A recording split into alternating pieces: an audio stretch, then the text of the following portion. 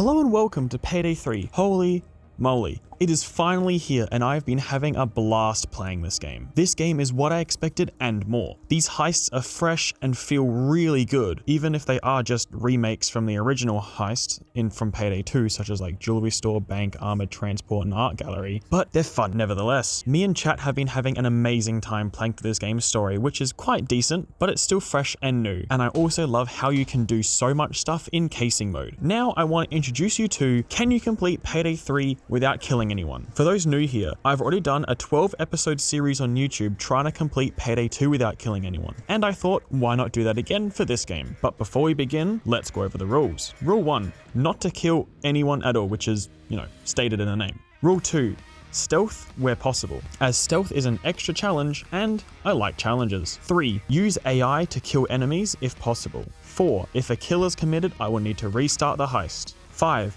play on the hardest difficulty for stealth, while loud can be done on hard difficulty until I get better skills. And 6, also I cannot subdue enemies at the moment as it kills them. They might change this in the future, I don't know. Just putting this rule here, just in case. Without further ado, here are my skills. For the stealth build, Infiltrator Aced for movement, Quick Fingers for quicker lockpicking, and Bagger for quicker bagging of loot. Escapist Basic for more movement, Basic Manipulator for faster hostage taking, and Overbearing for intimidation of civilians. And for now, Basic Grifter and Walk the Walk and Social Engineering for being able to be invisible to cameras and civilians while in private areas. When I level up and get more skills, I will address them. And for the weapons, there is no concealment level, which I think is quite nice. I'm using a Car 4 modded for stealth and a Signature 40 modded for stealth, and the motion sensor tool to help me mark NPCs. And for loud, my skills are, and are prone to change, Basic Medic for additional charges in the medic bag and Steady Hands for extra healing. Basic Mower, just to unlock reloading when sprinting. Basic Tank for faster armor regen, and Hardy to reduce the effect of stuns. Basic Escapist and Swift for extra movement speed while masked. Basic Manipulator for hostages, Silver Tongue to use guards as additional hostages, and Menacing for being able to make SWATs surrender and use them as hostages. For loud weapons, nothing really can be used as a non-violent weapon, like the bow I used in Payday 2. So for now, I'm just using an SMG and a pistol. Flashbang as my throwable, and cameras as my tool. I won't be using my overkill weapon for obvious reasons. Now, without further ado, let's do this.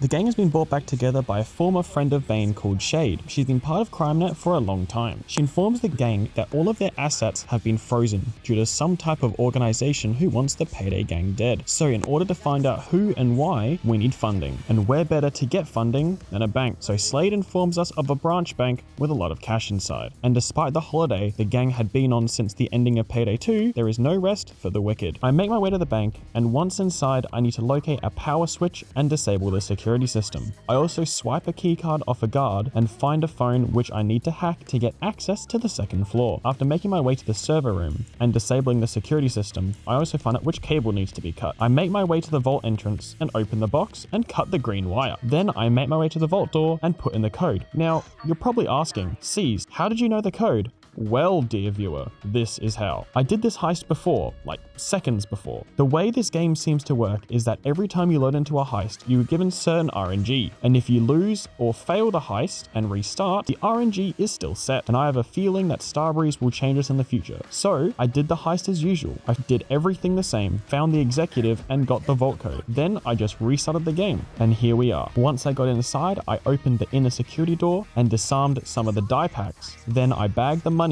and was able to leave the bank and not rouse any suspicion. But I did get found out by a guard, but he was kind enough to escort me out. Then I secured the last bag and escaped no rest for the wicked with 0 kills.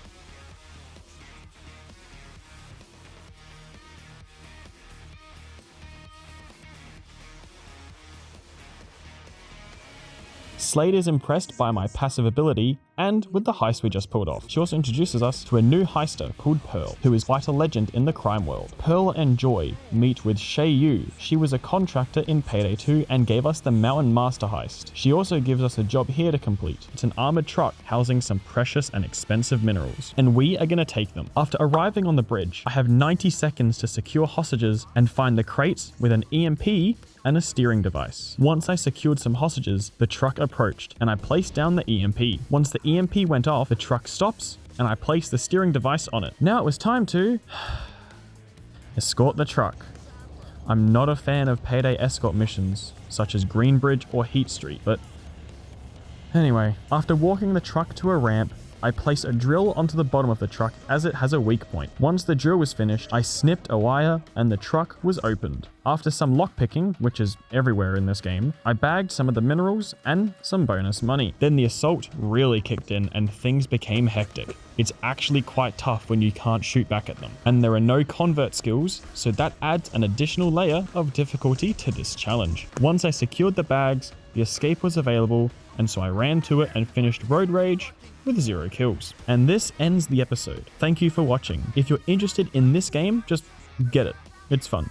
But if you want to watch me play it, I stream almost every day here on YouTube, so pop in to say hello. Take care, and I'll see you in the next episode. Thank you for watching.